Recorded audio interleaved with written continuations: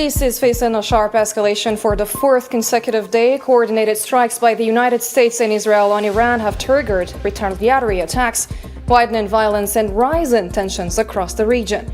In Iran, key government and symbolic sites have been hit, and the death toll has passed 700, including Supreme Leader Ayatollah Ali Khamenei. Washington warns that harder hits could follow, while Tehran is responding with attacks on U.S. military bases in the Gulf and has partially closed the Strait of Hormuz, threatening global energy flows. Is this a contained escalation or the beginning of something bigger? That's what we will explore with our panel of guests in just a few moments.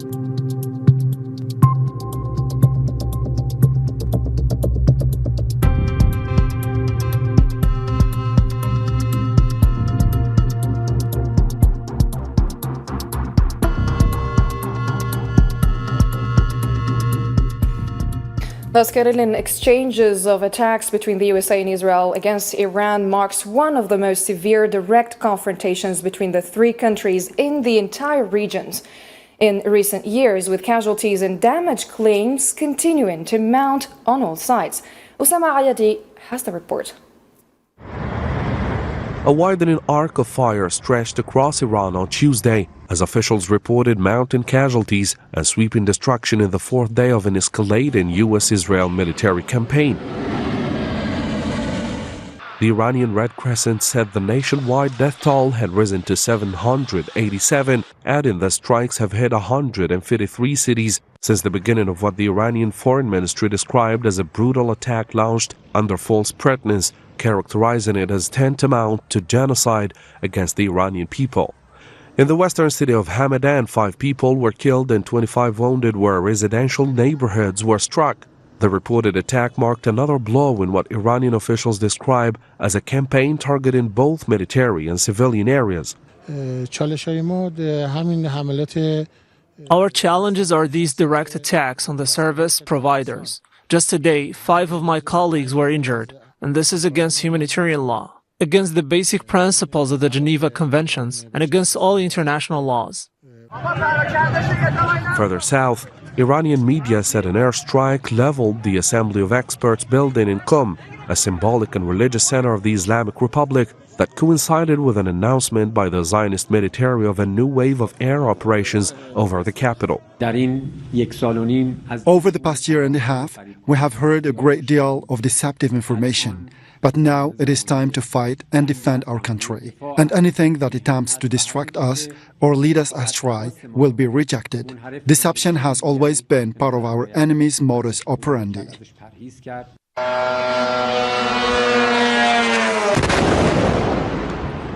As smoke rose over multiple provinces, the Islamic Revolutionary Guard Corps issued a stark warning. Speaking on state television, IRGC spokesman Brigade General Ali Mohammed Naini said the United States and Israel should brace for continuous punitive acts, declaring that retaliation would intensify as the conflict deepens. In a further sign of information war accompanying the battlefield exchanges, the IRGC claimed that 650 American soldiers had been killed or wounded during what it called Operation True Promise 4. The Tasnim news agency quoting Naini said the casualties occurred in the first 2 days of fighting and accused Washington of attempting to conceal the losses. For its part, the United States Central Command said U.S. forces have struck more than 1,700 targets across Iran since Saturday. The command said operations focused on naval vessels, submarines, anti-ship missile batteries, and command and control facilities, a campaign aimed at dismantling Iran's maritime and surveillance capabilities. Our countries get along very well. U.S. President Donald Trump declared that everything in Iran had been destroyed, asserting that American forces had eliminated the Iranian Navy and its radar and surveillance systems. We'll obviously be talking a little bit about Iran today, and he's been helping us out. We've been very nice, actually. And that is coming along, as you see, very well. They have no Navy, it's been knocked out. They have no Air Force, it's been knocked out. They have no air detection, that's been knocked out. Their radar has been knocked out. And just about everything's been knocked out. With competing claims, soaring casualty figures, and no sign of de-escalation, the confrontation has rapidly evolved into one of the most direct and dangerous clashes in years between Iran, the United States, and the Zionist entity. A conflict unfolding not only in the skies, but across the narrative battlefield as well, leaving the whole region on the brink of a large-scale war. For more analysis and insights, we are joined by a panel of guests. Hamoud Salhi, Associate Dean and Professor of International Studies at the University of California. We're also joined by Bilal Saab, Senior Manager Director of Trends US from Washington, Ali Metwali, Senior Economist based in London. We're also joined by Bourzu Daragai, Senior Foreign Correspondent and founder of Bourzu Substack newsletter. And here with us as well in the studio, Hussam Berkan, specialized in international relations and geopolitics. Thank you, gentlemen, for joining us. Perhaps we start with you, Mr. Hamoud Salhi. We just watched the report by our colleague Usama Ayadi. This is the biggest escalation, perhaps, in the past few years. Are we talking about containment, or are we past containment? Oh, thank you for having me, and it's a pleasure being with your guests and yourself. It's really, I think we passed containment. I think we are at a stage of escalation specifically, where the three sides are trying to get leverage, and the war expanding to very strategic areas. We're far from containing this conflict. Mm-hmm. I think it is still reaching other areas. When you look at the activities or the areas that they have been hit, so it is expanded to commercial areas, to civilians in a lot of cases. So that's where we are. So I would say it's more of an expansion and less than containment. So it's reshaping Middle East security architecture. Can we talk about this? It's very, very interesting. We have to look at it from two perspectives. The Israeli perspective, as we know, its goal is to take dominance of the region. So for the United States, it's more of the strategic global dominance. For Israel, it is important to them to create conditions of chaos and in Iran, so Iran become involved in its own internal problems and be weakened, and that will, as we've seen in many cases in this area, that weakens the state, and consequently Israel would benefit from that. This is why the Israelis talk about regime change. They are not actually talking about regime change. They are not interested in changing the regime, but they are interested in creating conditions for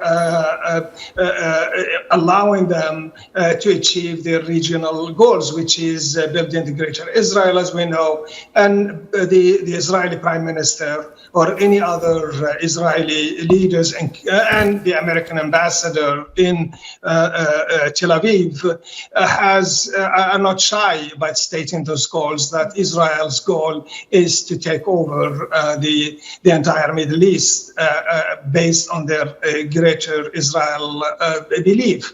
For the Americans, as Marco Rubio stated, it is about restoring a global order for the United States advantage, meaning they are very concerned about the Chinese, the Russians, even though President Trump this morning tried to refute that, basically because he's visiting China next week.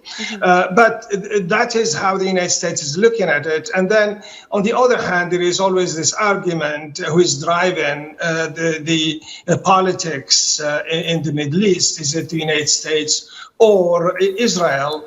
From what we hear in the last 2 days or 3 days, that this is really driven by Israeli interest.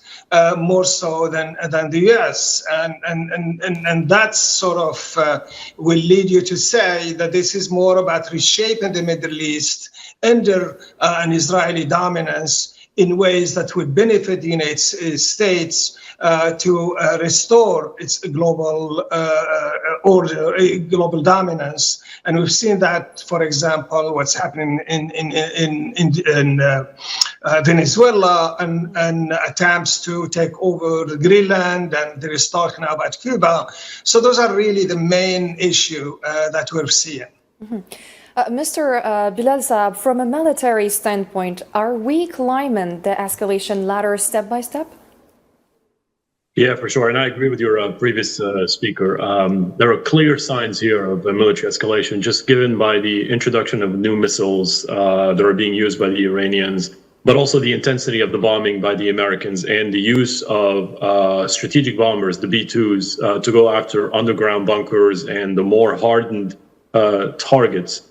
And then, of course, it's the choice of targets is becoming bolder and bolder, with the Iranians just today hitting the American consulate in Dubai, considering even introducing boots on the ground, not American, obviously, but Kurdish, which, if I were to summarize the news of today and trying to describe the biggest hint of escalation, it is that decision, or at least considering the decision to arm Kurdish opposition forces, be it in Iraq and inside Iran, to try to mount some kind of an insurgency. Everything is headed to escalation, but I'm not shocked. I mean, this is expected. This is only day 3 of the war, and both sides feel like the military instrument is still something that they could leverage in order to achieve their objectives. You know the saying, Miriam, it's not going to get better before it gets worse, and it's going to get worse. What about you, Mr. Bourzoud Arahi? From what you're seeing on the ground, does this feel controlled or open-ended? I mean, I think it's open-ended. I would say it's also, controlled. I think both sides have a strategy. At this point, it's a kind of numbers game. Can the U.S. and Israel find and target and destroy Iranian missile launchers and launch sites, those command and control centers? I think they've become somewhat irrelevant because of Iran's adoption of a decentralized mosaic approach to the battlefield. It's not centralized sort of. Field commanders are given a lot more autonomy under this strategy, and that is giving Iran a little bit of more flexibility, a little bit more ability to withstand the American and Israeli onslaught. So can they destroy those missile launchers before the interceptors and the THAAD, the anti-rocket and anti-missile technologies and rockets that the Americans and the Israelis have, before they run out? And then there's the drones, which are really cheap to make. Iran has a lot of them. They love using them. They have perfected using them effectively. That attack on the CIA base at the Dubai consulate was conducted via drone. We don't know if there was any casualties. And that's another thing that we should bring up, is that everyone is lying. I think the Iranians have an interest in playing up the civilian casualties. Israelis and Americans have an interest in playing down their casualties. So I think there's a lot of fog of war out there as well. But, it's really a question of mathematics at this point. Mm-hmm. So U.S. President Donald Trump says operations could last for 4 to 5 weeks, while Israeli Prime Minister Benjamin Netanyahu says the campaign will continue as long as needed. Hussam. Yeah, exactly. So basically, Miriam, here we're talking about at the beginning, the United States and Israel, they wanted a very quick and swift strike. Mm-hmm. And they were expecting, after the assassination of the supreme leader Khamenei, to have a quick victory. But apparently, after 2, 3 to 4 days, we're seeing that the internal front of there in Iran, there was no regime fall, which was what they were expecting from this attack. But apparently, after this, situation is very different, and they're expecting things to stall for 3 to 4 weeks. Here, there are many questions that we can ask. One of them is the legality of this attack. And, Miriam, in international law, talking about there are 2 cases where a country is allowed to attack another sovereign state. Mm-hmm. Starting with the fact that international law, countries are not allowed to attack another sovereign state.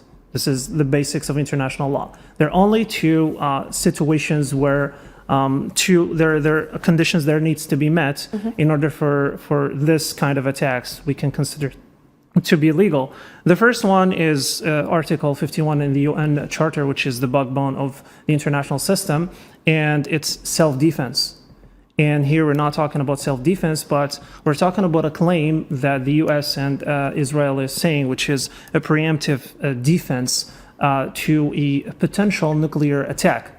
Or a threat. Yeah, exactly. A nuclear threat, which the argument is very weak in the absence of evidence, because we've been hearing this argument for probably years that Iran is about to have a nuclear bomb, Iran is about to attack Israel, Iran is about to do this and that. But in the absence of evidence, their case is very weak currently. And this actually leads us to a very interesting concept that we study international relations with, which is the security dilemma, which is the fact that in international relations, that the international system is built or is governed by anarchy. Mm-hmm. You got it? Which means that in the absence of a central government that impose the rules of the international law, countries are going to behave according to their interests. And what happened is that each state is going to build up its defense and military capabilities, and this is going to lead another state to feel unsafe. Mm-hmm. Because they feel threatened by this state.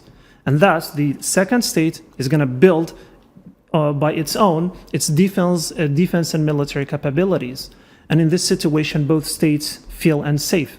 And this is the situation currently. So Israel is saying that Iran is building a nuclear bomb, and Iran at the same time is saying that Israel is, trying to be a regional hegemony. Mm. And this is what led literally Israel to attack. But you might say, Hussam, this is a security dilemma. Like, what is the solution here?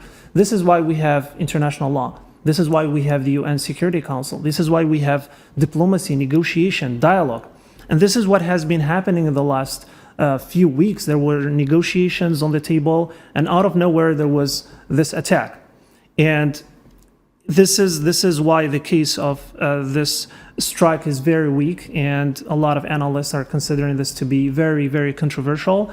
And we're going to see in the next week probably if there's going to be evidence presented by the U.S. and Israel about this imminent nuclear threat. All right. Yeah. Back to you, Mr. Saab. How sustainable is Iran's current tempo of missile launches? Great question. The honest answer is I don't know, but here's what I could say to you more generally speaking. And I agree with one of our previous speakers. It is a game of numbers to some extent, but it's also obviously all being played out in the context of dramatically opposed military strategies pursued by both sides. Obviously, the United States wants to go quickly, decisively, as one of the guests said, and I agree with that. That's shock and awe. Decisive military outcome. The Iranians are trying to extend the conflict, expand it geographically, and try to exact a high enough political price on the president to discontinue the military operations. Now, within this strategic environment, there's always, just like any other war, right, the issue of resources, right? And both sides have limited resources. Obviously, the Iranians have fewer since they're fighting two foes, and one of them happens to be the most powerful military on the planet. Obviously, that's the United States. But the way the Iranians are going to go around that challenge is by maintaining a certain tempo that would keep the pressure on its adversaries, political pressure more than anything else, and sort of claim that their strategy is not working and that they are still surviving, and sort of, make it as difficult as possible for President Trump to claim any kind of success. So they don't have to necessarily go for volume, the Iranians. They just have to maintain a certain tempo every day to show that they still have capabilities and portray to the world, and especially their adversaries, that they're still standing, right? On the issue of interceptors, I find that a very difficult challenge, especially for the Gulf states, right? I mean, there's far more limited interceptors in those canisters than anything else that they have. And the Iranians are trying to get pretty clever about how they target also. And they're now introducing new weapons that are far more deadly and difficult to intercept than the others, including hypersonics, including those that have multiple warheads that explode in the atmosphere and sort of like shoot at different directions. It's virtually impossible to intercept those.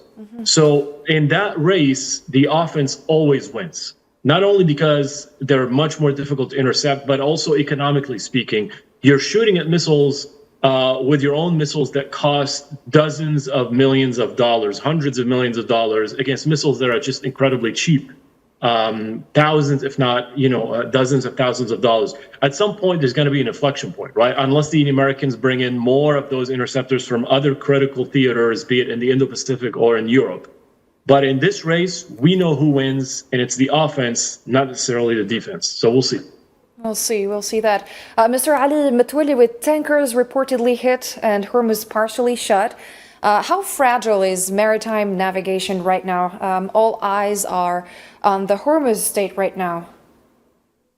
I mean, the first few days, we'll say mainly about repricing and fear. So markets react quickly. Oil moves higher, freight rates rise, insurers reassess, and investors ask whether this is temporary or something more serious. So the first 1 or 2 weeks are about adaptation, rerouting cargoes, managing inventories, and testing whether governments and shipping markets can keep the trade flowing under pressure. But after that, the tone changes. If it lasts for longer, the real danger zone is when disruption stretches and beyond the 2 weeks, like third and fourth week. At that point, the market stops treating the situation as a short-lived shock and starts treating it as a sustained constraint. And that's when volatility can turn into panic, because buyers and investors begin to worry not just about price, but about continuity of supply itself. My view is that if disruption remains severe but not catastrophic over the next 2 weeks, we are likely to see Brent stay somewhere in the 82 to 90 range. But if disruption hardens into the third and fourth week, especially if LNG exports remain constrained and insurers stay reluctant, then the $95 to $105 per barrel becomes very plausible. And now, if there is visible damage to export infrastructure or more durable closure dynamic, the upside risk shifts toward at the 110 to 120 per barrel. Beyond 1 month, the risk becomes clearly systemic. So inflation pressure broadens, policy expectations change, and the market starts pricing growth damage rather than just energy scarcity. Maybe we will talk a little bit about the details of inflation and the rest right after that. Back to you, Mr. Bilal. How exposed are energy infrastructure nodes in the Gulf region?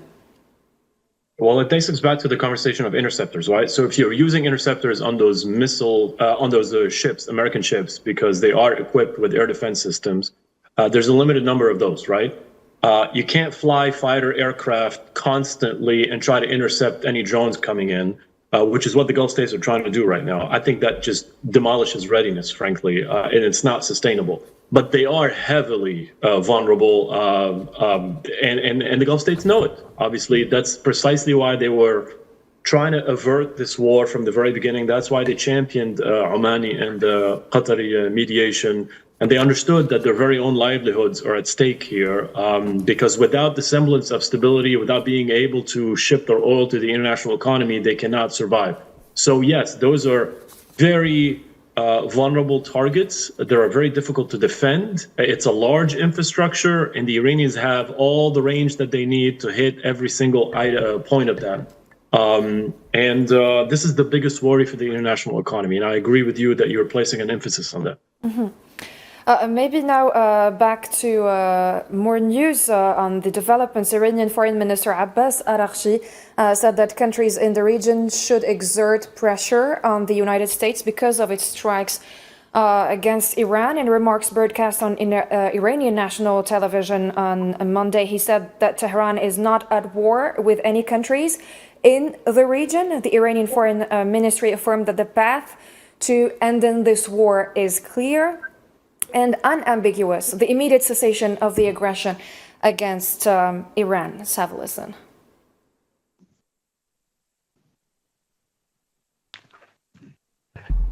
Maybe I should ask the team in the gallery room to display and air the clip of Araghchi.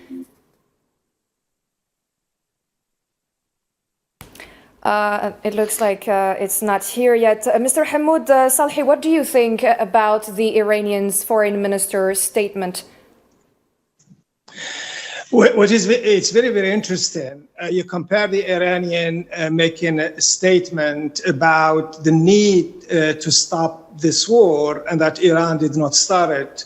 When you flip the side and look at what the Israelis and particularly the Americans are saying, in the last 2 days or so, we have been hearing a different explanation about who started this war. On the one hand, there was President Trump who gave the impression that this was an effort that was needed and it was an imminent threat. But according to legislators, and here we are more interested in the process, it was very difficult for him to identify Iran as an imminent threat. That to the American legislators, the media, the mainstream media, particularly those who are sort of questioning a bit this war, they did not like the word imminent. But then we hear the Secretary of State, Rubio, saying, well, the United States did not have a choice because Israel attacked first. And if we did not attack, then the Iranians would have attacked us. And that's the imminent threat, meaning they took it in self-defense. And then today we've seen a different narrative. So the idea, there is this discussion or this narrative that is developing in the United States, because the legislators are asking for these questions. But at the same time, and this is to your point in terms of how these are two different, when it comes to when this war ends, we see an attempt, the Israelis have done this very well, and so the Americans, to sort of caution the public that this will be a long process. Donald Trump has refused to say how long this will take. His defense of Secretary of Defense also did not give any indication, and so the Secretary of State. And the idea is what they are trying to narrate is that this will need some kind of sacrifice. President Trump was very clear when he announced the death of the 4 soldiers and later 6 soldiers. He said that more bodies will be more bodies later, preparing against the public. But more than anything else, it's the prices, it's the economic impact and the consequences of this war on the American way of life that is wearing the administration, and for that matter, many Western countries as well, because of the strategic place or location of the Strait of Hormuz. So to the point, Miriam, we see that in here a preparation for the public that this will be a long haul and there will be some consequences when on the other side the Iranians are talking about a cessation of this war. So we have to be in context, to put it in context, that there is a lot of war propaganda. And the way things are moving, we are here for a long haul. Before continuing our debate and discussion with our panel of guests, let's go to a commercial break first.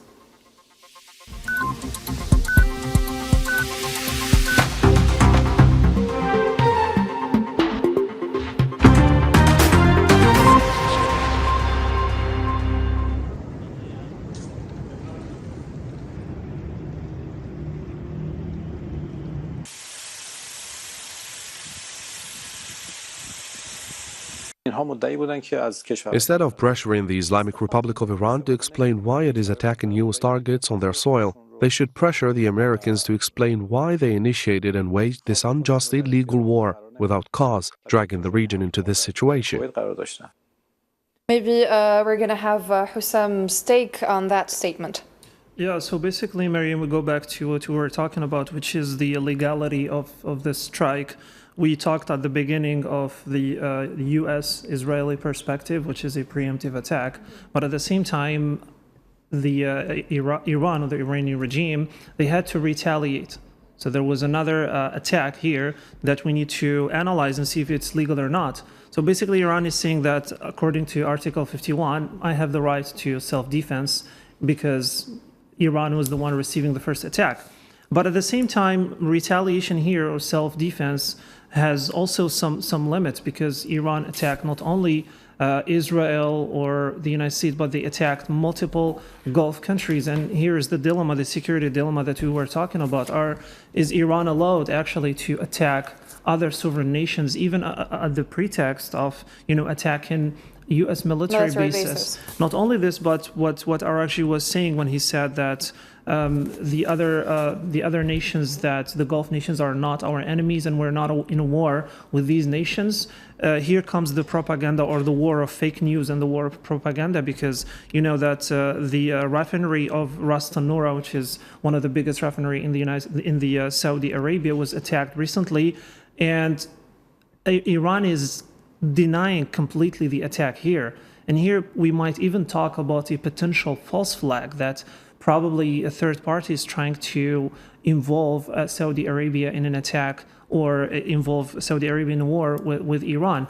But here the idea is that what Iran is trying to say is that this is not a war, they are not even in a war, but they are just retaliating the first attack that was conducted by the US and Israel. And it's up to the other Gulf states, which he's stated and emphasized that he's not in a war with these states, to put pressure. So these are the nations that he's referring to put pressure on the United States, because there are multiple times where there are Gulf states that talk about the fact that the United States is only protecting Israel, but it's not protecting the Gulf nations.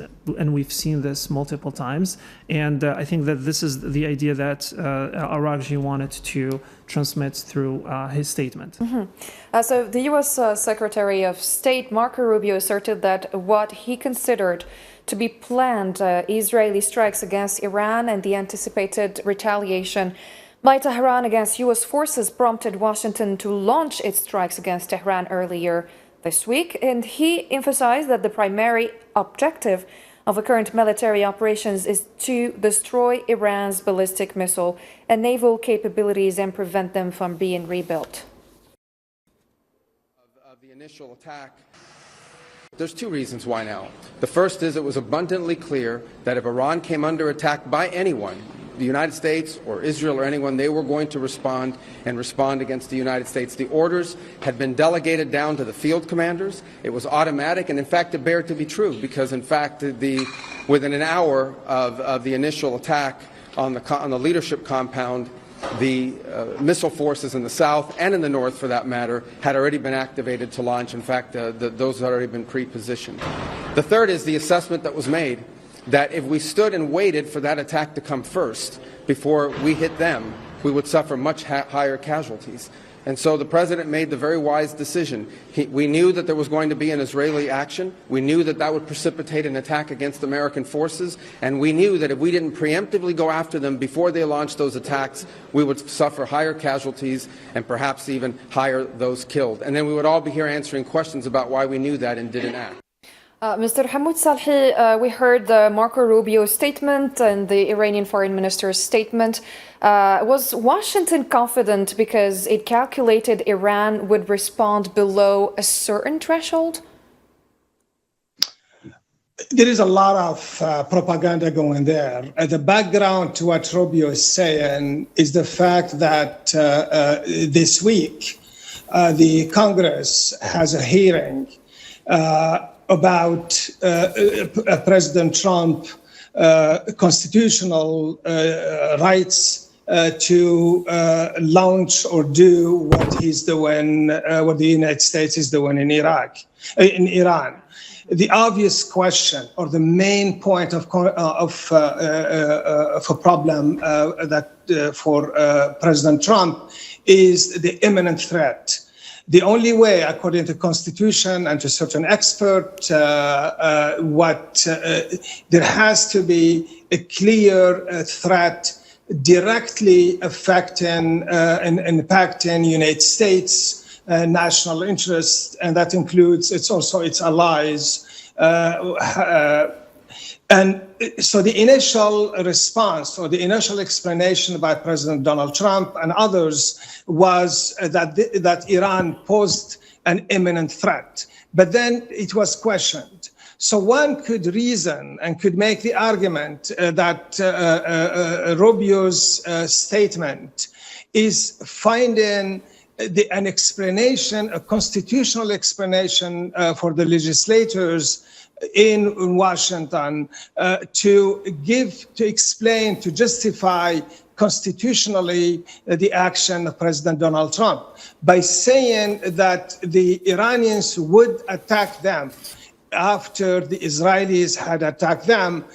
That is an imminent threat, and that is more readable than what it is. But the other point that we have to consider, we are in a huge sort of area of narratives where each side is trying to explain its reason.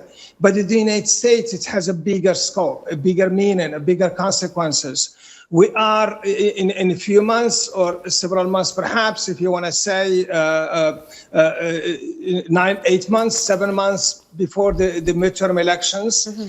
And that sort of, whatever Donald Trump does in Iran or did in Iran will have a big impact on it, on those elections. More than anything else, the American people had enough of going to wars.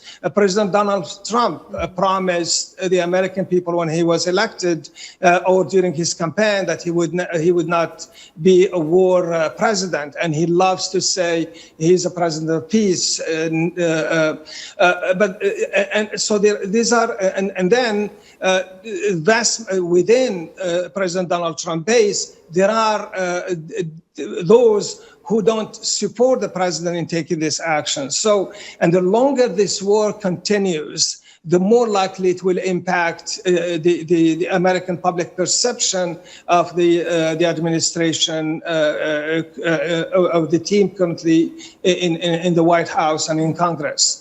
And then this is without taking into account the economic consequences that will come with what's happening in the Gulf region. Mm-hmm. So it's, to me, this is more of an explanation an attempt to justify the legality of what happened with President Donald Trump launched it. Maybe a final word, final thoughts, and what's your take on all of this, Mr. Bourzu, before leaving us? What do you mean? What's your question? What do you mean, my take on what? We were talking about Marco Rubio's statement, Trump saying that the war could last for a couple of weeks, the Iranians... On the domestic U.S. side of the question. Right. I know what you're saying. Yeah, I mean, you know, Trump got hoodwinked into this last year. This began in June when he basically got convinced to help Israel end the war in June of 2025, a war that basically destroyed Iran's nuclear program enrichment capacity, but caused the inspectors to be kicked out so that the international community had no visibility whatsoever on the Iranian nuclear program because of the actions that Israel and America took. And so then Netanyahu used that lack of visibility on the nuclear program to begin pressuring and lobbying Trump to basically launch a war for whatever reason. And he was out there talking about the missile program and then the proxies and the Houthis and the nuclear program, everything but the kitchen sink. This is something that he has wanted, Benjamin Netanyahu, for 30 years. It's his lifelong dream to overthrow the Islamic Republic.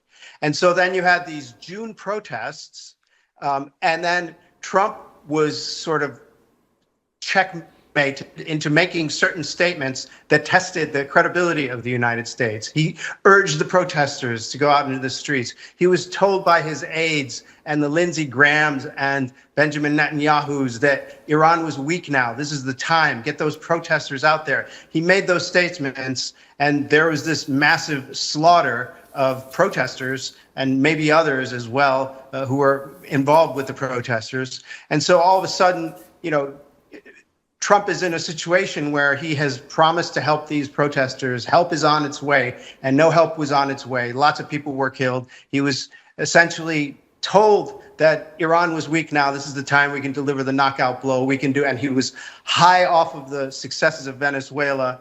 And so he basically went there and took all this machinery there. His generals told him this will be very, very, very hard. He fired those generals until he got the ones that told him that they could deliver on something.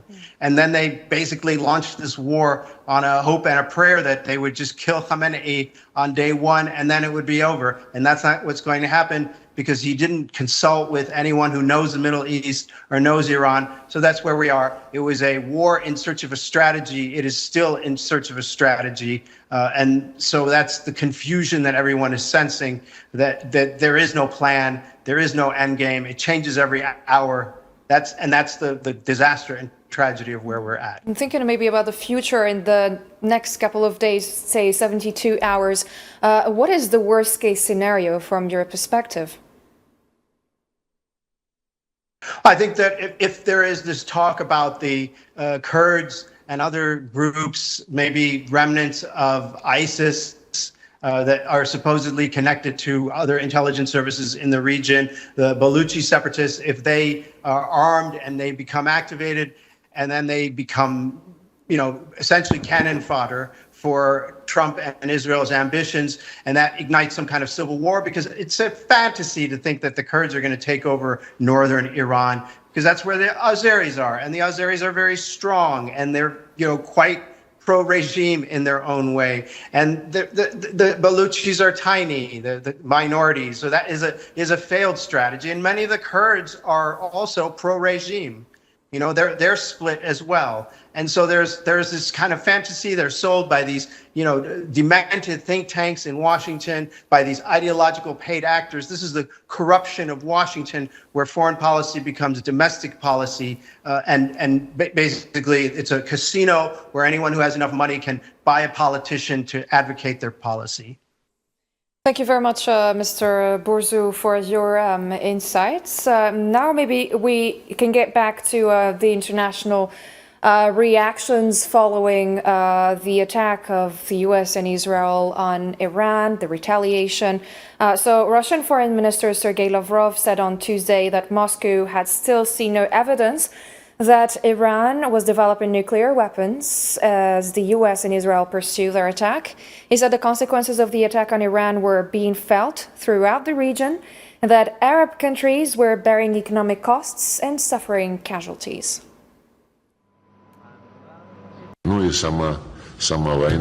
Speaking about the war, we repeatedly hear statements about the goals of this war. We still see no evidence that Iran was developing nuclear weapons, which was the main, if not the only, justification for the war.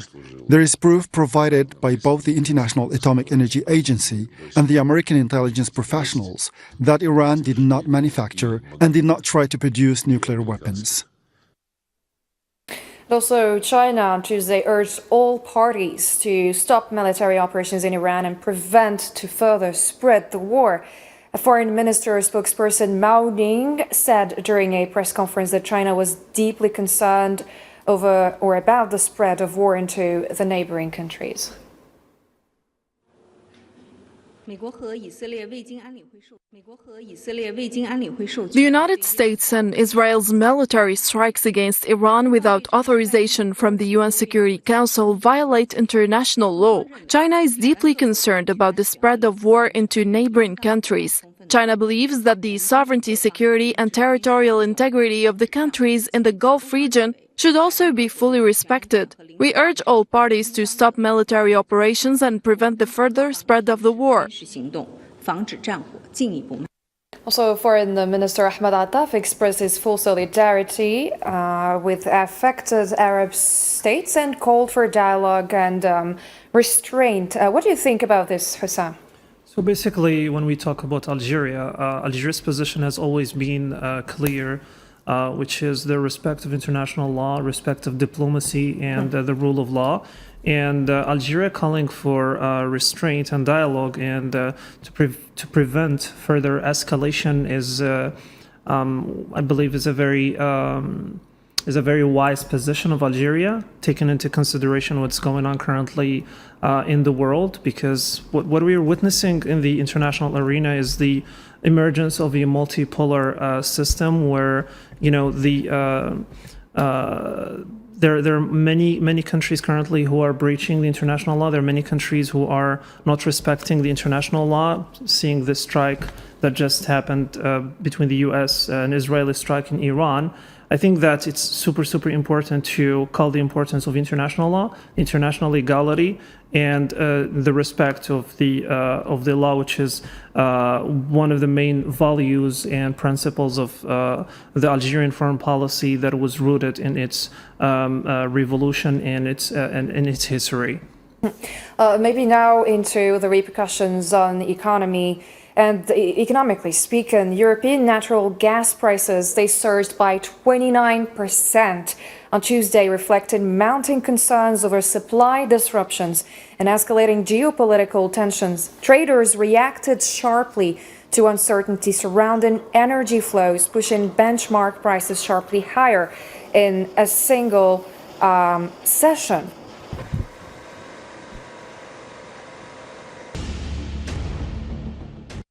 Mr. Ali, what is your take on that? And before speaking about the European markets, what are the repercussions first in the Middle East region? So I think the impact on MENA is highly uneven. So on paper, Gulf oil exporters, they benefit from higher prices, stronger fiscal revenues, and some support for current accounts. But in practice, they are not simple winners. if the conflict persists, they also face a disruption to exports, higher insurance and shipping costs, and weaker aviation and tourism activity. We might also see project delays and a hit to investor confidence, especially in logistics heavy and connectivity-based growth models. So this is a case where higher oil can support the fiscal story while still hurting the quality of growth. And that matters because pre-war regional baseline forecasts were relatively constructive, with the World Bank, expecting GCC growth of 4.4% in 2026 and increasing to 4.6% in 2027. So if disruption proves persistent, but not catastrophic, my assumption is that effective GCC growth this year could undershoot that baseline by roughly 0.3 to 0.5%, with that drag concentrated in the logistics and tourism and aviation, as well as the petrochemicals sectors. For oil imports, on the other hand, we have Egypt, Jordan, Morocco, Tunisia. The picture is more straightforward and more difficult, unfortunately. Higher fuel bills are expected, higher shipping costs, renewed imported inflation, weaker external balances, and more pressure, of course, on household budgers. So for MENA overall, this is a region split between exporters that gain on price but lose on operations, and importers that largely inherit the costs without the windfall. Now, a very short break, and we get back to our discussion.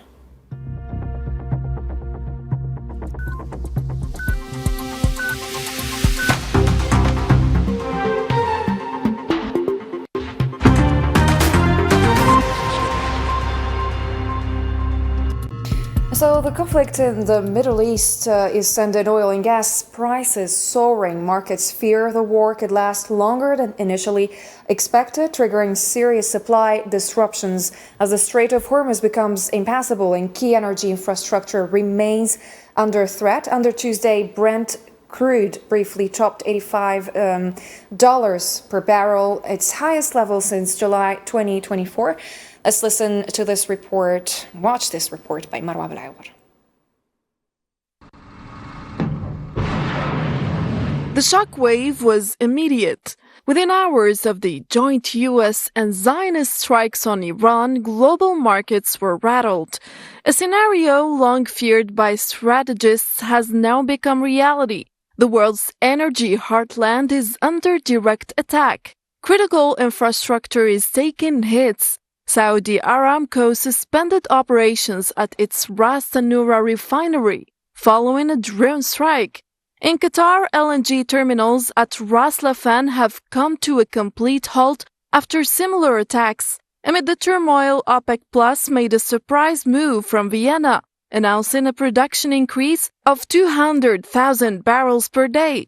A political signal led by Riyadh and Moscow aimed at calming markets. But on the ground, the increase looks marginal compared to the scale of disruption. Oil prices surged.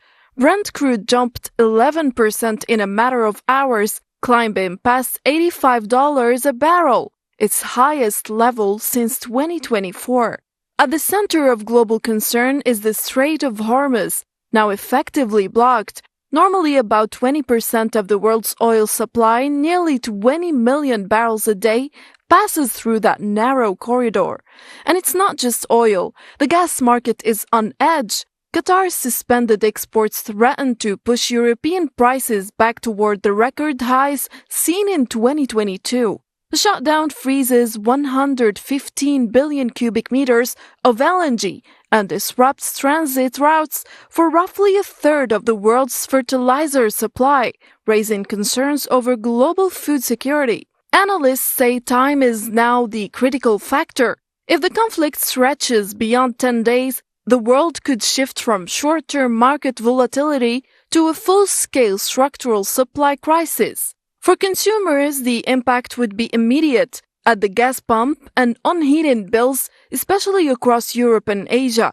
In just days, energy has once again become the most powerful and unpredictable geopolitical weapon of the 21st century. And global oil tanker charter rates have climbed to unprecedented levels, driven by heightened geopolitical tensions and rising security risks along key maritime routes. Ship owners are commanding premium prices as concerns over potential disruptions to critical checkpoints intensify.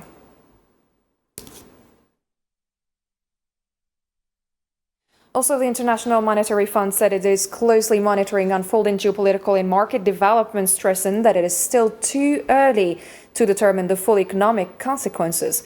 Officials noted that while financial markets have reacted sharply, particularly in energy and shipping sectors, the broader macroeconomic impact remains uncertain. Mr. Ali Metwali, back to you once again. How uncertain is this macroeconomic impact is? So basically, we are tackling this from the growth side. Mm-hmm. So rising costs right now for shipping, as you mentioned, on their own probably are not gonna have an impact in the immediate sense. I would say, and I would be careful not to overstate that. The costs are usually not the first round inflation shock. They are the second round mechanism that amplifies it. The first shock comes from higher crude and gas prices.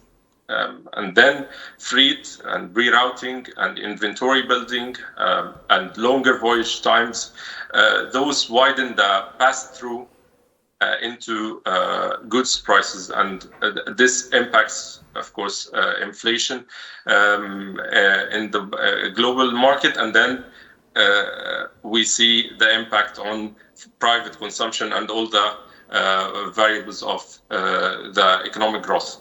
So as a base case, saying that the costs alone are going to increase global inflation would sound too strong, I would say, but that does not mean they are marginal. In a more severe scenario, they can become a very powerful inflation multiplier, and they can turn what begins as a moderate energy shock into a broader cost shock that then spreads into transport, food distribution, and manufacturing inputs and retail prices over the following 1 to 3 months. So I would not, I would not say that inflation right now is gonna increase and impact the global growth. We are still in the early phases, but as long as this war or conflict persists, it might trigger an inflation reaction, and then we're going to see that the channels, through the energy shock becomes a wider inflation problem through lower private consumption, higher cost for operations, and so lower investment, lower sector operation, and so lower economic activity. Lower economic activity. There was a post on X by President Donald Trump earlier that says the United States will provide insurance coverage for all maritime trade in the Gulf, effectively backstopping global shipping as risks surge. And so when a government steps in to ensure global shipping, does that calm the markets, or does it confirm risks level are actually extraordinary? You know, it does both. It does both, actually. And that's exactly why this moment matters. You know, on one level, government-backed insurance can calm markets because it actually reduces the risk that ships simply stop moving because private insurers are no longer willing to cover them. It gives traders basically and ship owners and energy buyers some operational reassurance. But on another level, it also confirms that risk has moved well beyond what private markets would consider normal. And this is not a routine policy adjustment. It is effectively a public backstop for one of the most important arteries in global trade. So, you know, once Washington starts talking about political risk insurance and financial guarantees and even possible naval escorts, the message is very clear here. Policymakers do not see this as just a regional shipping issue. They see it as a threat to global inflation and energy pricing and financial stability. And the deeper point here is that markets are now pricing mobility risk, not just supply risk. So the issue is no longer simply whether Saudi Arabia or the UAE or other countries can produce more oil and gas. The issue is whether crude and LNG can physically leave the Gulf on time, at scale, and at insurable cost. And that is what makes this episode more serious than a standard geopolitical flare-up.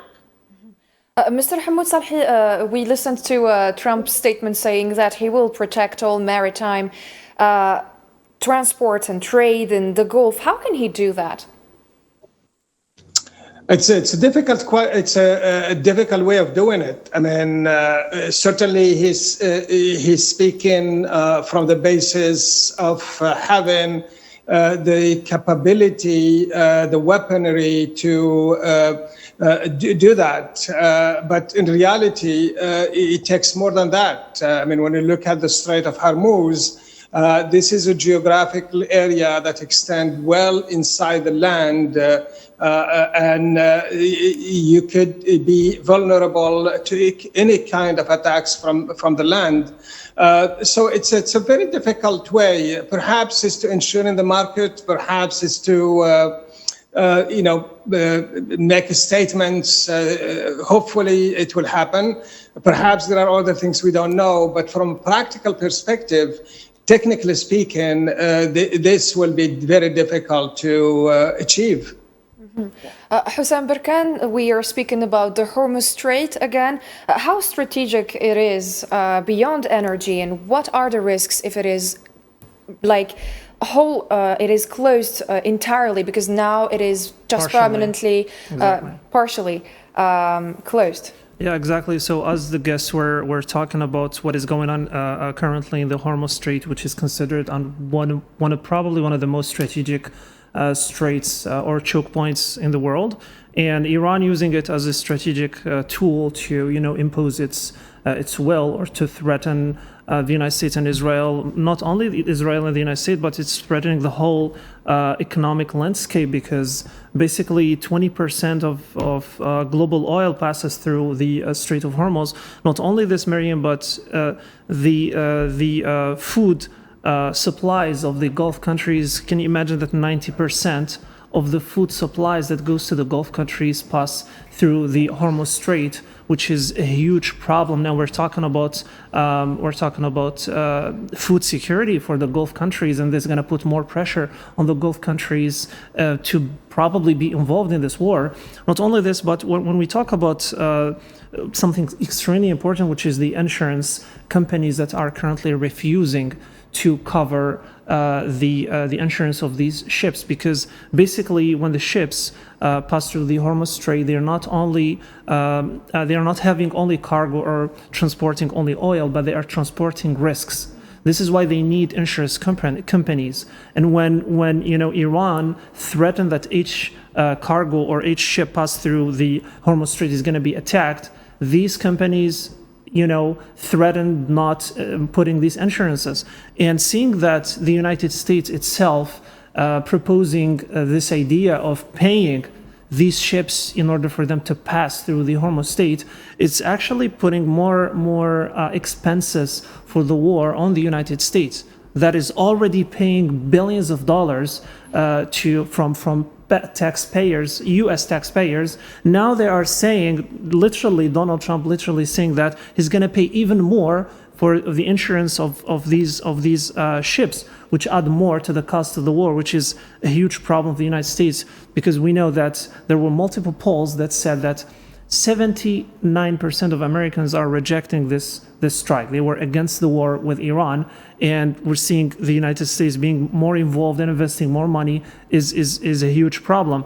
And I'm talking about the importance of the Hormuz Strait, Miriam, it's not only affecting the Gulf countries, it's affecting also Europe. We know that 30% of the natural gas that goes from Qatar passed through the Hormuz Strait goes to Europe. With this going to cause more energy security problems to Europe. Not only this, we're talking about China also. You know that China rely heavily on the oil that comes from the Middle East. And with the disruption that is going on currently in the Middle East and the Hormuz Strait, it's going to cause more problems to China too.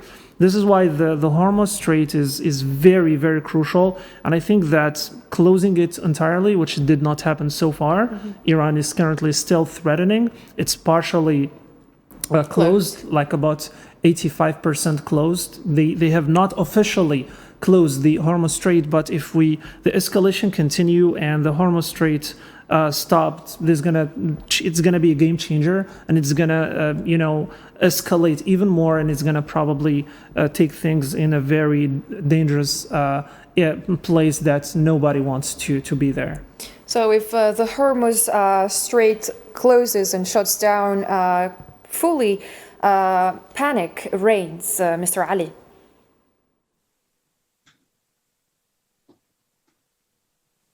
Mr. Ali, are you still with us? Yeah. So, as I mentioned earlier, my view is that if disruption remains severe but not catastrophic over the next 2 weeks, we are likely to see Brent staying in the 80 range. But if disruption hardens into the third and fourth week, especially if LNG exports remain constrained and insurers stay reluctant, we are going to see higher oil prices. Why am I focusing on oil? Because oil prices, when they move, they impact the whole region and, of course, the globe. So when we see higher oil prices around 100, 105, 110, there is damage that happens to the importers, and we have, especially in the Middle East region, we have a lot of oil importers, net importers, and so we might see inflation pressures, and hence we see a lower regional economic growth, and so right now, as I said, it's still contained, but it could lead to significant damage if persists. Mr. Salhi, if the attacks continue, can maritime security realistically stabilize shipping lanes? Well, in theory, it does. Strategically, whoever controls the strait and who controls the environment around it will have leverage. but certainly having a stable area will be beneficial to security and stability. Yeah. Mr. Ali, could rising freight and insurance costs alone push global inflation by around 1%? So I wouldn't say that. Right now, in terms of costs, that freight and insurance they are usually, as I mentioned, in terms of costs, they are usually not the first round inflation shock. They are the second round. The first shock, as I mentioned, they come from the higher oil and gas prices. Then the freight and high war risk premiums, they widen, and then they pass through into goods prices. Saying freight and insurance alone add to global inflation 1%. That sounds very significant. It doesn't, but that does not mean they are marginal. But they might have an impact eventually if we see the war persist. And now maybe back to news on the ground. We've seen that Israel struck, it hit Beirut and southern Lebanon as well.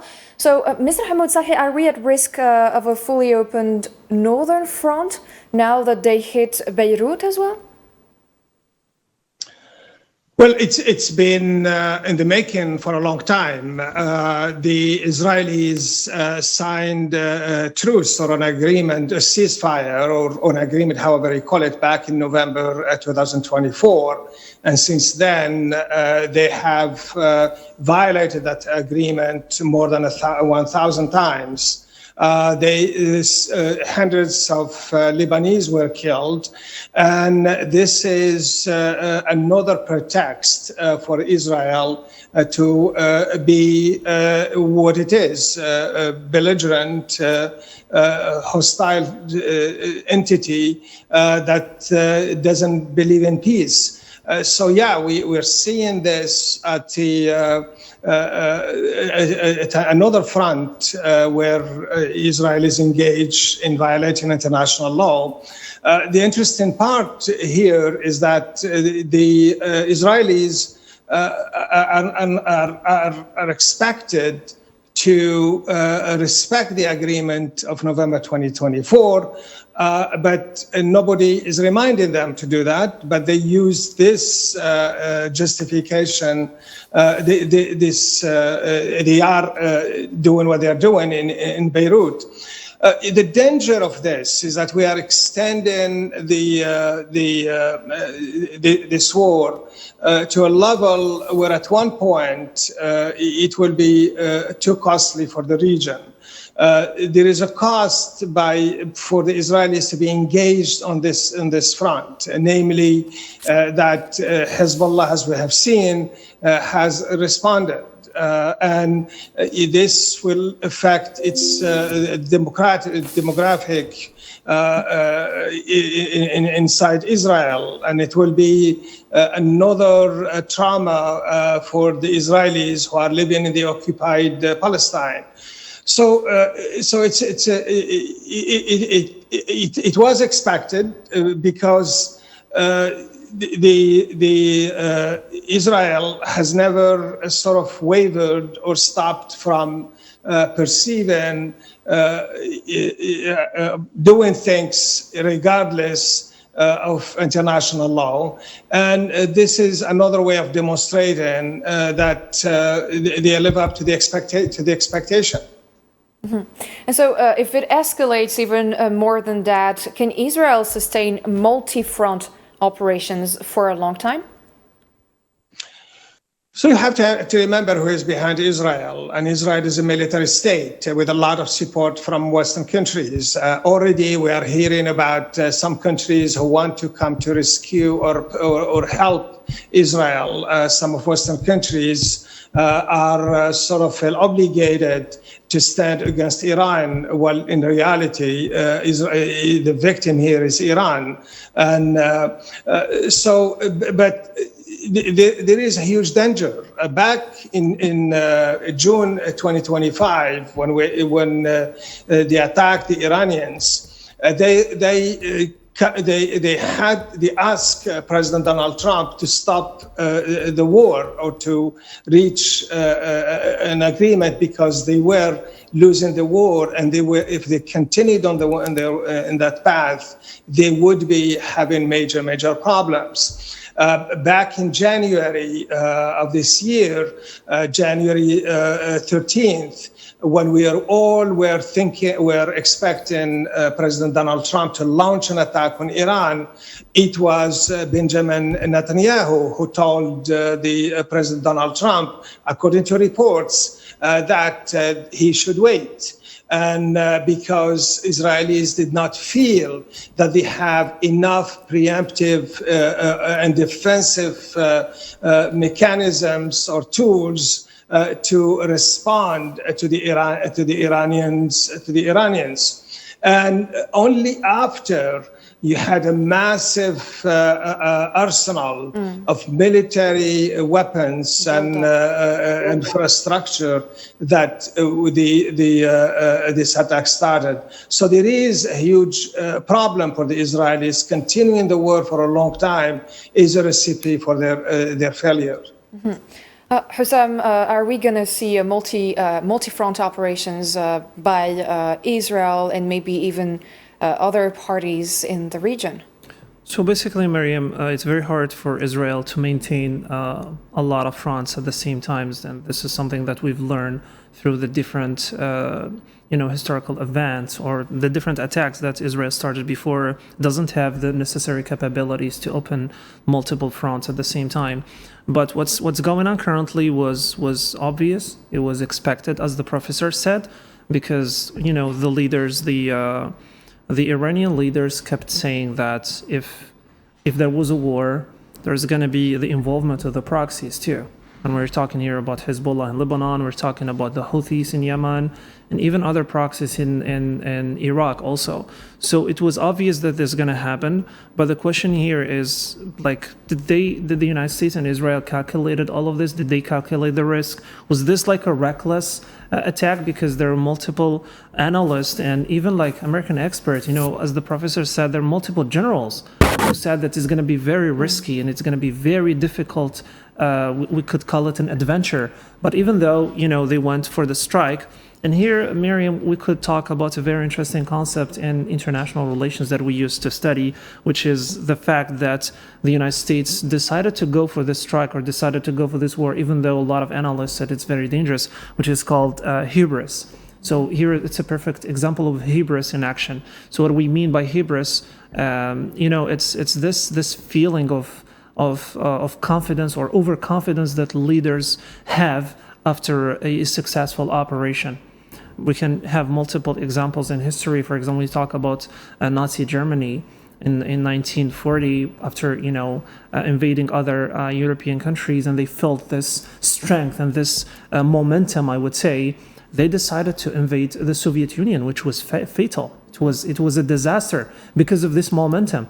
And what happened recently, and there are multiple experts talked about this, where's the hubris here in the United States, is after the capture of Nicolas Maduro, and everybody in the world were talking about it. The strength of the American army, getting a state leader from a military base and getting it back to the United States for prosecution. It was a big deal for the United States. And after this, there's the second success, or what the United States consider as a success, which is, the peace board, because, Donald Trump keeps saying that, I'm spreading peace in the Middle East, and the involvement of multiple nations in this initiative.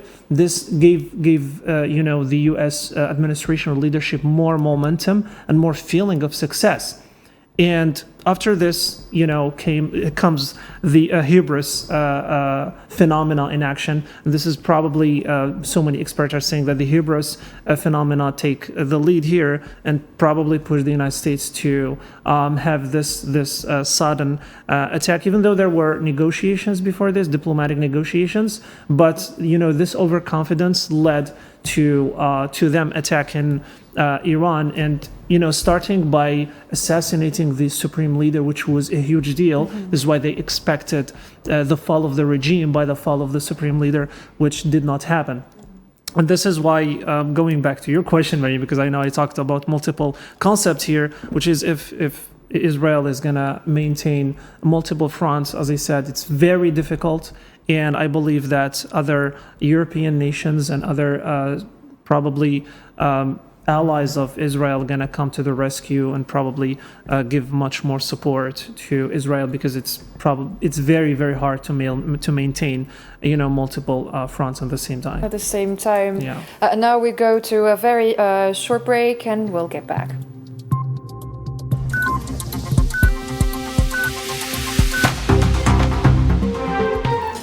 Back to our debate with our panel of guests. Mr. Hamoud Salhi, Houssam Barkan was just saying that maybe other countries might support Israel in its multiple front operations. So does this risk turning into a regional war involving multiple state and non-state actors in the couple of weeks ahead, the couple of days ahead? So for the non-state actors, that's highly likely because of the influence that the Iranian has and the kind of relationship that Iranian have built over the years with the groups in the area.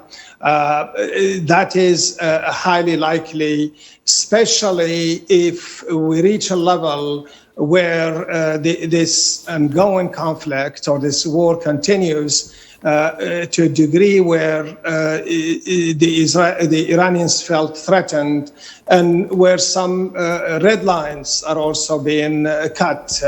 So that is possible. On the other issue, we see some kind of playing with or using diplomatic language.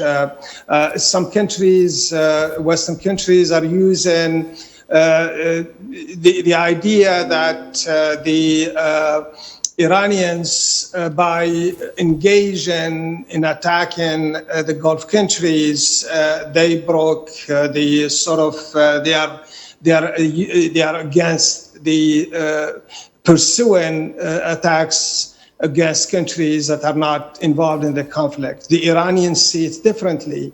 Diplomatic law also, diplomatic law sees it differently.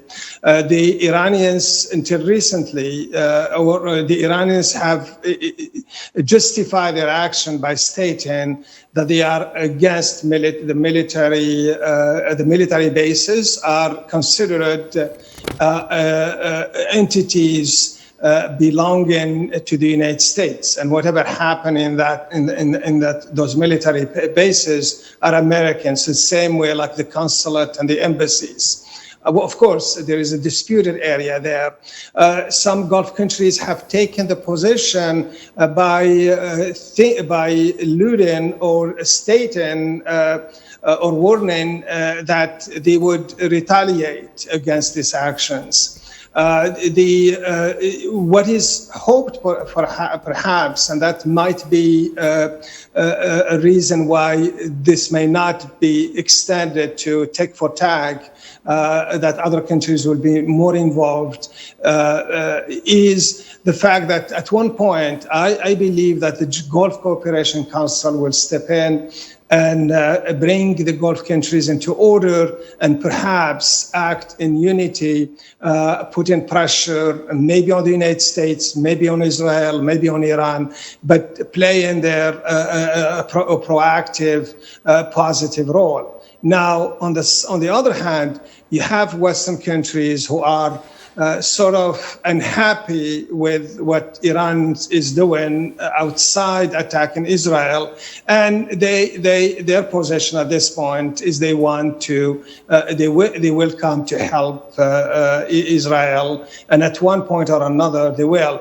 But let's not forget this country have already helped Israel in this attack by providing intelligence, by providing even some soldiers. That is what we're hearing now from some reports. And Israel has always built a strong relationship with Western countries and not just the United States. And those countries, at one point or another, will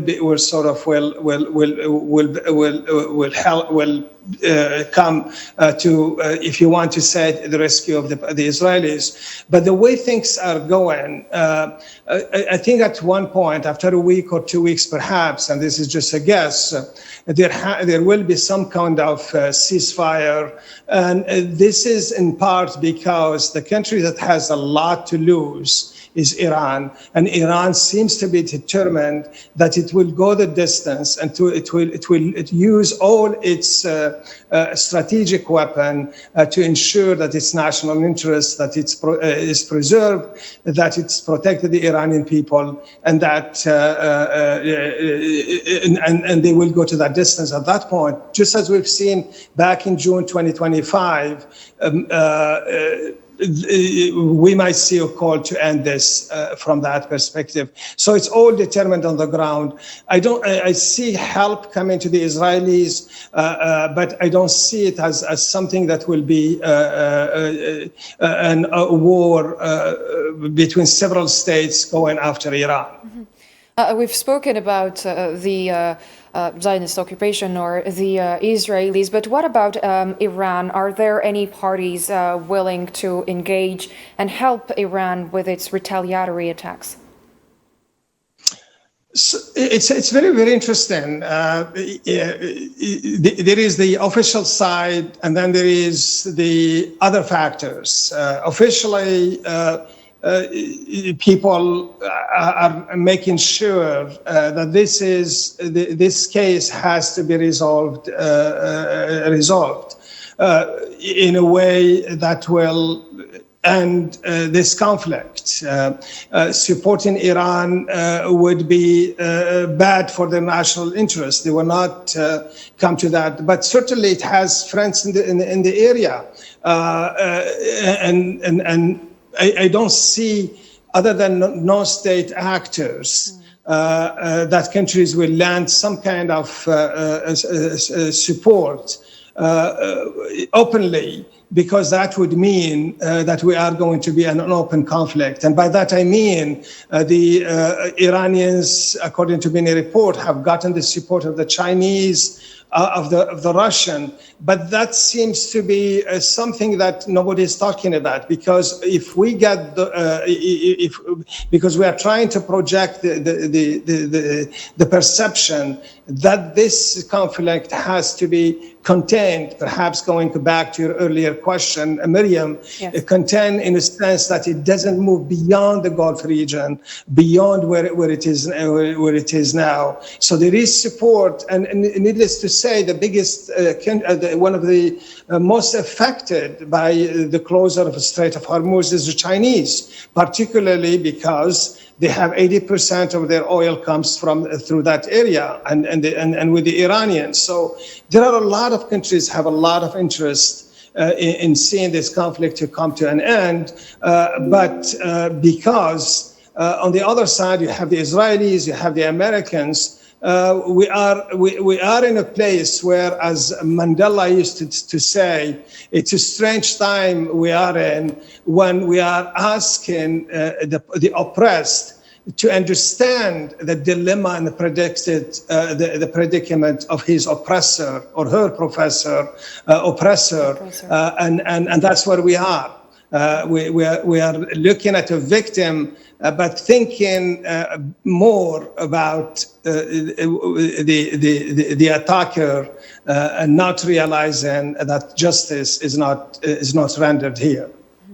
Hussam, so can we talk about any parties helping Iran with its retaliation, with defending itself against the U.S. or Israel? We heard China earlier saying that they're concerned about the spread of war into other neighboring countries.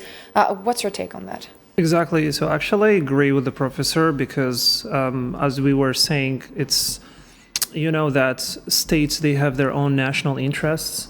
And even though there were multiple diplomatic statements, condemning the attacks, probably showing some diplomatic support, but if we're talking about the real support in the field, I think it's going to be very, very difficult for other nations to be involved in any kind of help because, as just the professor said, it's going to hurt their national interests.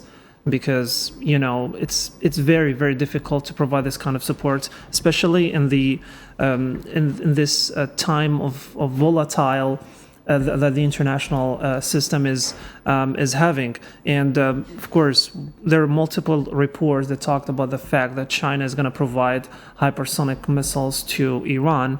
The very, very important reports that talked about this. And if this happens, it's going to literally change the whole perspective of this war, even though I personally don't think this is going to happen. But if it's really happened, if like other neighboring countries were involved, talking about Russia or China, I think it's going to be a game changer in this war.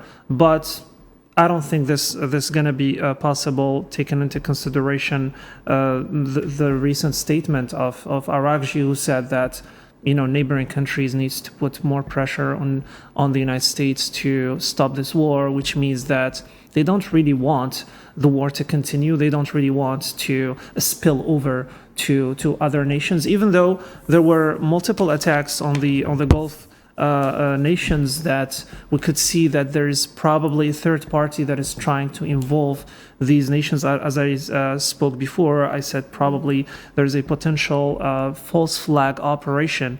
And there's a very interesting information was shared by one of the most famous journalists, something that we cannot prove here, but Tucker Carlson, which is one of the most famous journalists in the United States, yesterday in his final episode of his podcast, he talked about the fact that Saudi Arabia and Qatar, they actually arrest some spies or cells, Mossad cells, that were trying to, probably bomb some critical or very important infrastructure in Qatar and in Saudi Arabia. And here we're talking about a false flag operation, because if this were to happen, probably, the first one to accuse would be Iran, and this is going to probably put more pressure on the Gulf states to be involved in this war, which is something that we could see the reaction of the Gulf state that is very wise, very zen, and very calm. Today we heard the statement of the, I believe, the Ministry of Foreign Affairs of the UAE. They talked about the fact that they have the right to, defend themselves, but they're choosing, being calm. They're choosing the path of wisdom. And I believe that, back to your question, Maryam, it's very, very hard to see another nation, whether Russia, China, or other neighbor nation that are defending or condemning the attacks of Israel and the United States, to be involved directly in this war, especially militarily, or providing defense or military means. So it's not in the benefit of any country and any party to have a very prolonged war. Maybe back to the economic domain, Mr. Ali Matouli, back to you. Are central banks doing anything to balance inflation pressures with growth concerns in light of rising energy prices? We have seen already rising energy prices today, and we've spoken about it earlier during our show.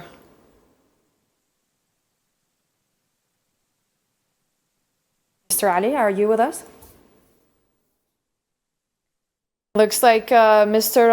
Ali Matouli is not with us anymore. Maybe back to you, Mr. Hamoud Salhi. So it is not in the benefit of any country and any party to have a prolonged war in the Middle East. Of course, it is not. But from a strategic point of view, a longer war is likely to favor the Iranians more than the US or the Israelis. Public opinion, particularly, or the public, particularly with the economic consequences, will not stand this. The killing, the death of soldiers also will not be tolerated. And this is especially important for the Americans and the Israelis because of the upcoming elections. The other thing is that, in the end, a longer war will come with a lot of consequences. We spoke, and your guest talked about the impact of the Hormuz closure.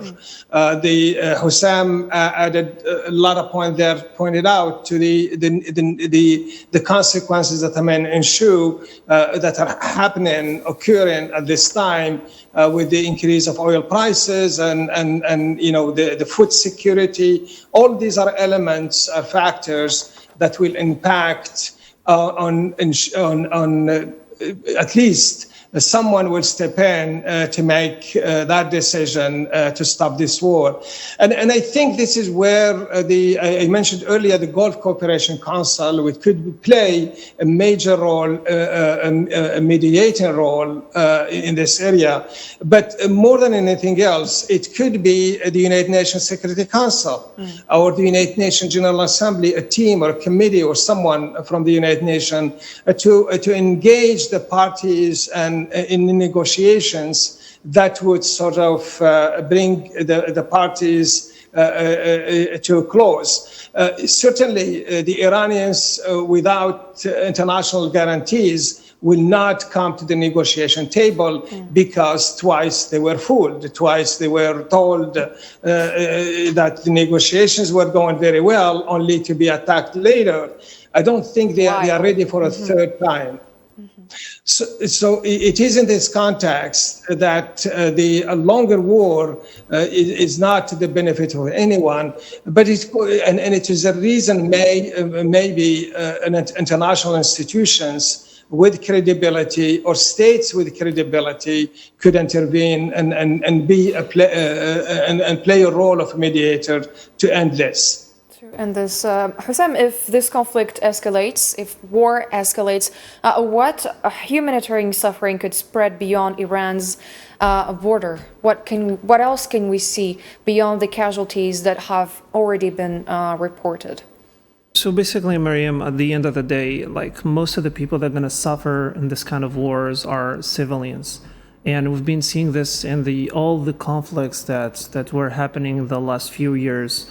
Talking about the war in Gaza, like the amount of death among civilians was literally scary. Go back to what is going on currently in Sudan. The first victims are civilians, talking about more than 100,000 people dying. And now another conflict erupted in the same area in the Middle East.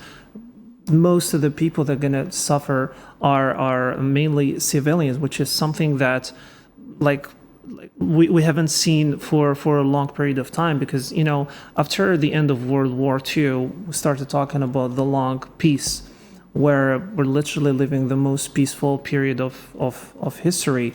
But still, we're seeing that a lot of civilians are being killed, which is a huge problem. Here, Miriam, I want to emphasize on something very, very important, which is what's going on currently in the international arena, because since we mentioned World War II, the international order that emerged after World War II, all the bodies, we're talking about the United Nations, the International Bank, we're talking about IMF, the International Monetary Fund, and all these institutions, world was built based on the rule of law, based on the United Nations Charter, the humanitarian law.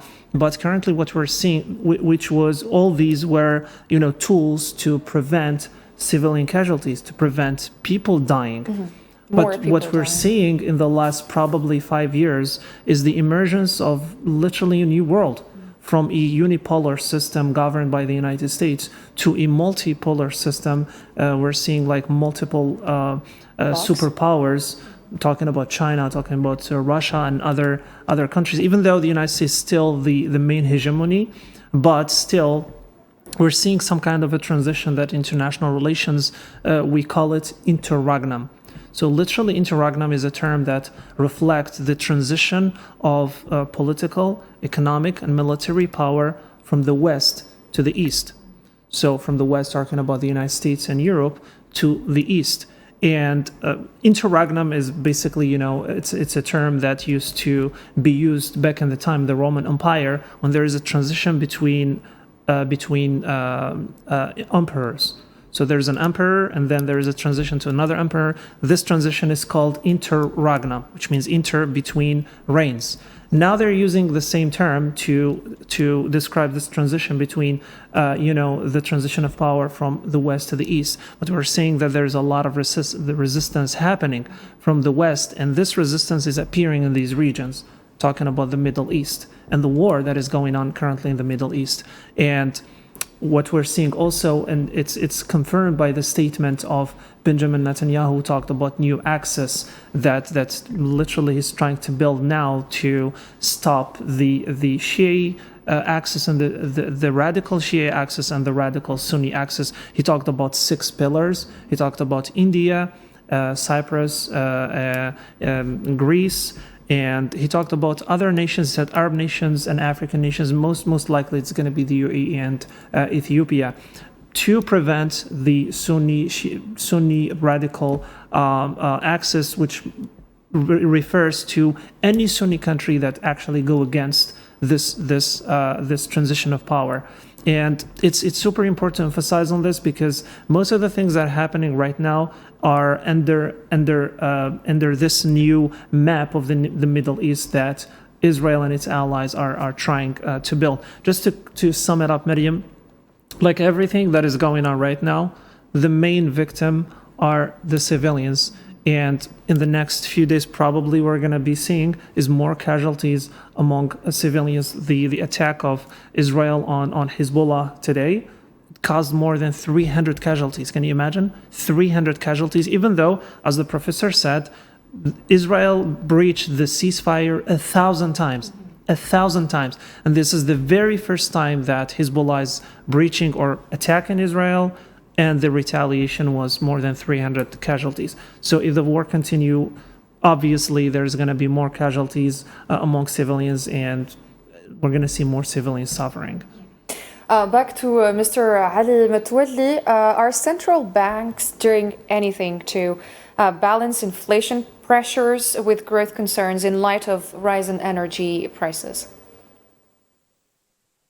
So far, central banks are mostly talking, signaling flexibility, and watching for second round effects. So they are not launching, for example, emergency support packages for this shock just yet. Not yet.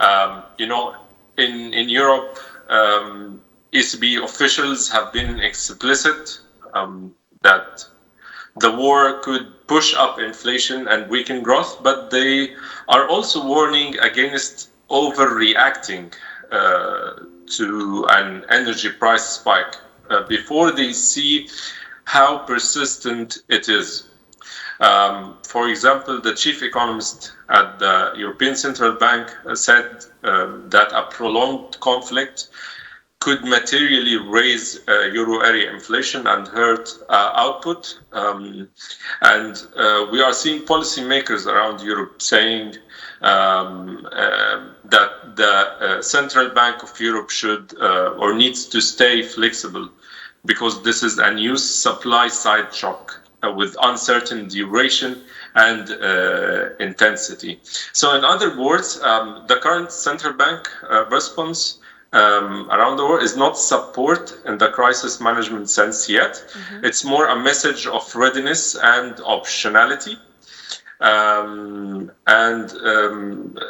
There seems to be willingness to look through a short-lived energy spike, but not if it starts, of course, feeding into the broader inflation expectations or core prices.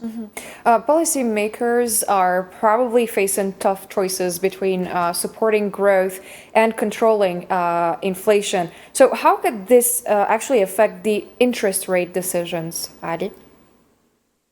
So right now, of course, as we know, if prices increase, central banks tend to, focus more on whether to raise interest rates and by how much. But right now, what has been happening, since the last supply shock for the Russia-Ukraine or the impact of the Russia-Ukraine war, and also the Israel-Palestine war, after that trend, after the inflation increase, after raising interest rates, central banks has been lowering interest rates since mid last year, and or even before that. That trend maybe there might be some consideration for a pause of lowering interest rates further until we see what's going to happen to the cost push inflation dynamics. Are we going to see higher inflation, a return to higher inflation? If that's the case, we might see interest rates increasing, or central banks at least mentioning a more aggressive response, which materialize in the sense of increasing interest rates. So reversing the trend basically that has been happening for more than a year. Thank you very much, Mr. Ali Metwalli. You're a senior analyst and you are live with us from London. Thank you for your insights. And thank you, Mr. Hamoud Salhi, for your insights. It's always a pleasure to have you. Also, thank you, Hussam, for being part of our show tonight. And thank you, viewers, for following us, and see you in the next editions.